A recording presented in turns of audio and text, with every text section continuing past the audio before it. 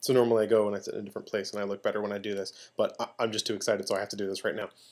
The White House just posted an entry on the blog called "The Truth About Czars."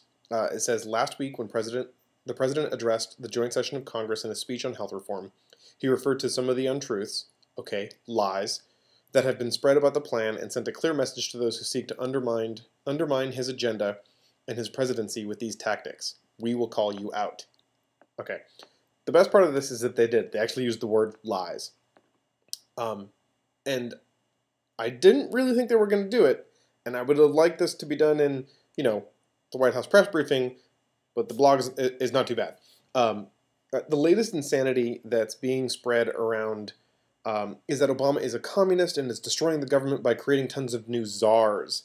And since the term czar is a Russian term, he's clearly a communist and trying to destroy our country. It's completely stupid. The term czar doesn't actually exist in anyone's title, and the informal czar reference has been used for decades and by plenty of Democrats and Republicans. Well, the White House just dropped the truth hammer and called out 5 people by name. I love it. All right. The blog says, Glenn Beck claimed there were 32 czars in the Obama administration. Quote, the brain room counts 32 czars in the Obama administration based on media reports from reputable sources that have identified the official in question as a czar. Now, I don't know if you know Glenn Beck, okay, but you're probably better off. He's currently the craziest mother effer on Fox News. He actually spent time psychoanalyzing the architecture of Rockefeller Center and bending over backwards to imply that the news media that occupy those buildings are communists.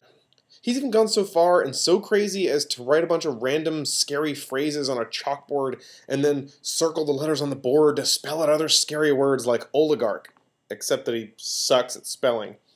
Wait, here, you have to see this for yourself. I told you that we were going to talk about these things. We were going to talk about Obama, the left, internationalists, graft, acorn-style organizations, revolution, and hidden agenda. O-L-I-G-A-R-H.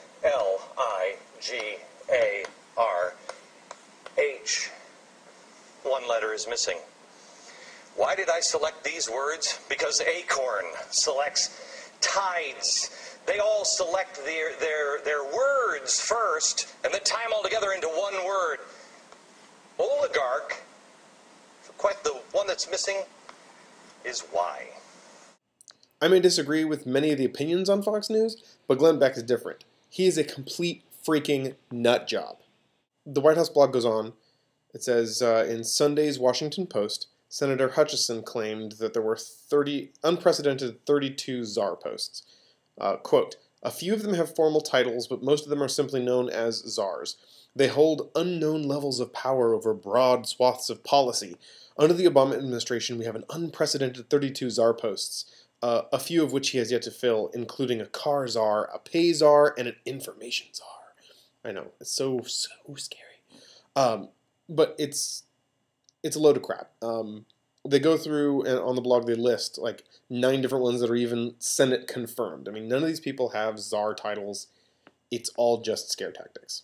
The Representative Issa also got served for completely misrepresenting the truth as well, and this time by Fox News. President Bush had 13 czars, I believe, over 8 years. That's the number we have.